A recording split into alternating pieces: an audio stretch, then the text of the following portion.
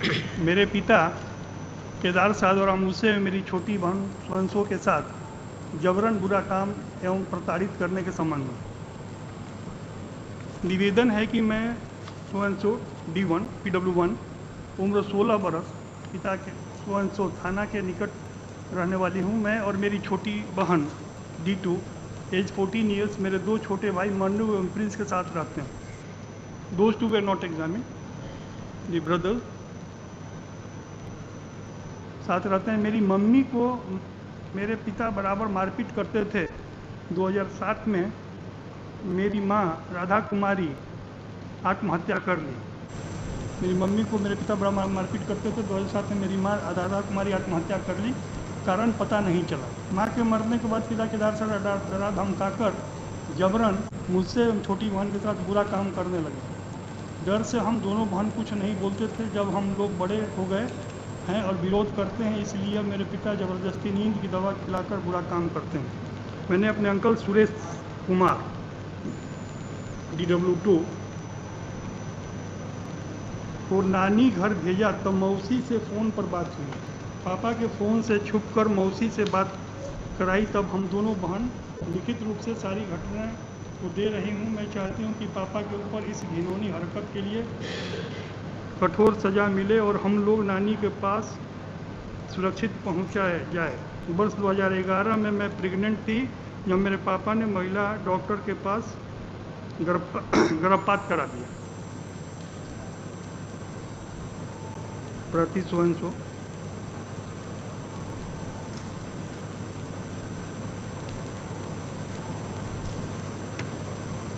Yes.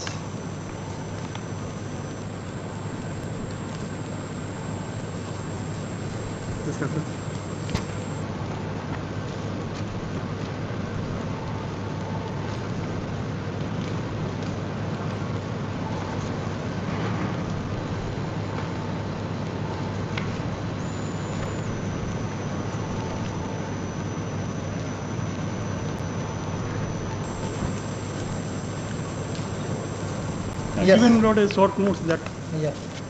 contains the details lot of the. Now let's PW1 who is the informant. Page 7.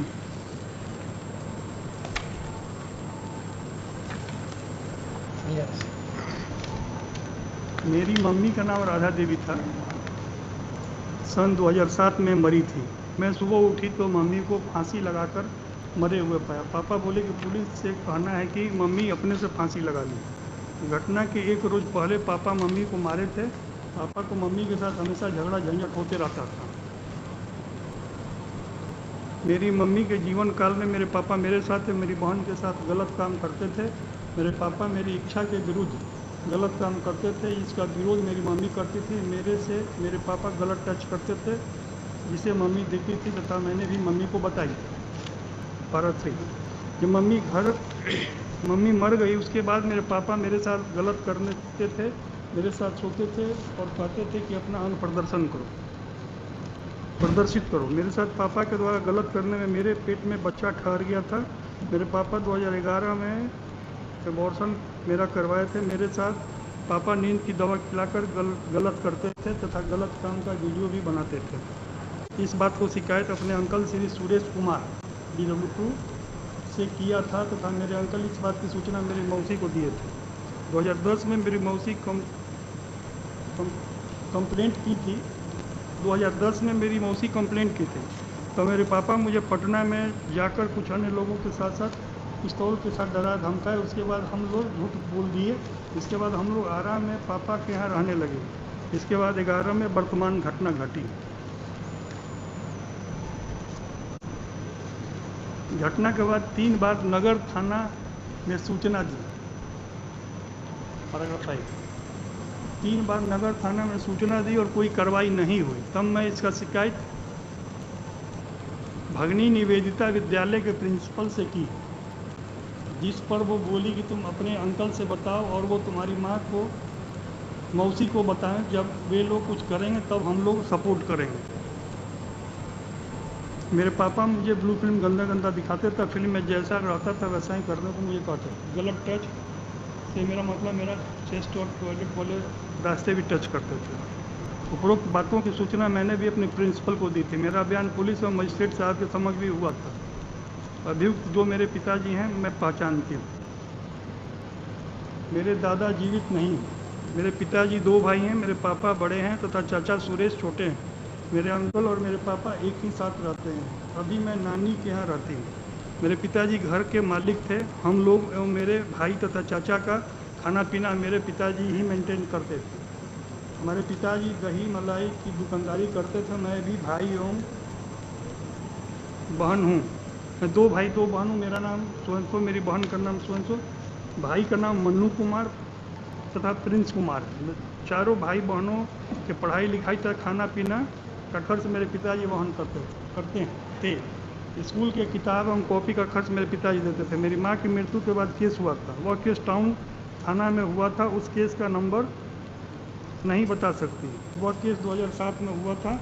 14 नवंबर 2007 को मेरी माँ मरी है। मम्मी का मरने से जो संबंधित केस है उसमें अभी क्या हो रहा है इसमें जानकारी मुझे नहीं है। मम्मी के मरने के एक रोज़ पहले जो झगड़ा हुआ था उस समय आसपास में कोई नहीं था। मेरे घर के अगल बगल के जो लोग रहते हैं उनका नाम मैं बता सकती हूँ। मेरे बगल में शिव कुमारी दादी का घर, शिव कुमारी दादी का घर मेरे घर से पूरब है। पश्चिम में एक राजू अंकल का घर है।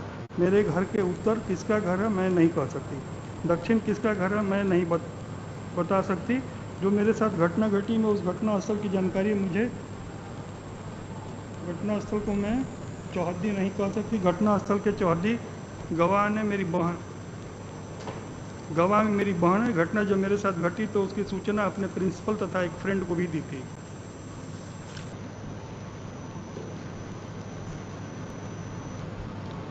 अभियोजन साक्ष्य संख्या 16 दिनांक 12 अप्रैल 2014 को शुरू हुआ। इस केस में घटना घटने से पहले मैं अपने पापा के साथ रहती थी। मैं अभी अपनी नानी के पास से आई हूँ। मैं अपने नानी के पास केस करने के बाद अगस्त माह से रहती हूँ।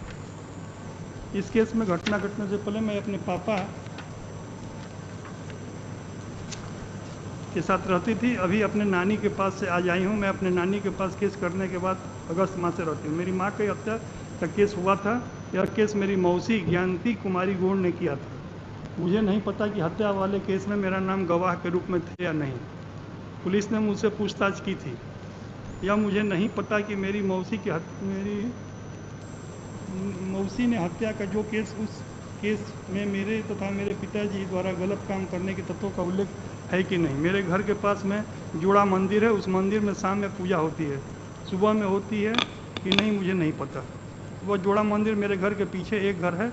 उसके बाद 20 कदम की दूरी पर जोड़ा मंदिर है। मंदिर के पूजा के लिए आसपास के लोग आते हैं। जब मेरी माँ जीवित थी तब छोटा भाई भी छोड़कर हम दोनों बहन तथा एक भाई अलग सोते थे। इस घटना के बारे में सर्वप्रथम मैंने अपने दाई को दी थी।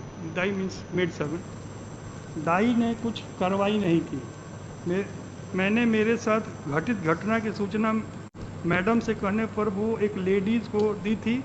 मैंने कोई लिखित सूचना अपने से नहीं दी थी। दाई को मैंने 2011 में बताई थी। तारीख नहीं बता सकती। मुझे इस बात की जानकारी नहीं है कि प्रिंसिपल मैम के कहने पर के बाद उन्होंने कोई कार्रवाई की कि नहीं। मौसी ने जो घटना में लिख कर दी थी उस बात का मुझे जानकारी है। घटना से की सूचना आई थी पापा के नाम से, तब लेटर लेकर नहीं, पटना से सूचना आई थी पापा के नाम से, तब लेटर लेकर पटना गई थी। महिला आयोग पटना मेरे पापा के साथ एक वकील, मेरी बुआ और कुछ लड़के थे। मुझे घर में डराया धमकाया गया था तथा गाड़ी में भी डराया धमकाया गया था। मेरे पापा और बुआ ने मुझे धमकी दी थी। हम दोनों के अलावा मुझे किसी अन्य से धमकी नहीं दी। पटना में महिला संस्थान के पास हम लोग गए। मुझे डिटेल्स पता नहीं है। पटना महिला संस्थान में महिला अधिकारी के समक्ष में प्रस्तुत हुई।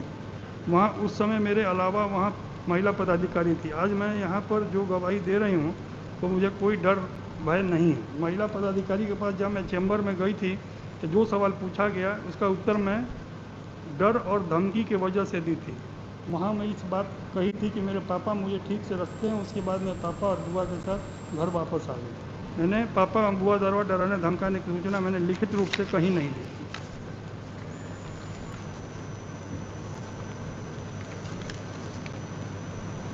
घटना के विषय में मैंने किसी को कुछ नहीं बताई थी, सिर्फ एक लेडीज़ को बताई थी, क्योंकि पापा घर से निकलने नहीं देते। मेरे घर के सटे हुए दुकान है और घर नहीं है। मेरी मौसी, उस उम्र कितना होगा मुझे नहीं पता है। यह मुकदमा मौसी तथा प्रिंसिपल मैम के सहयोग से ही की थी, तथा एक मेरी सहेली प्रीति है, उसके सहयोग से मुकदमा किया है। केस कराने में मुख्य सहयोग मेरी मौसी का रहा।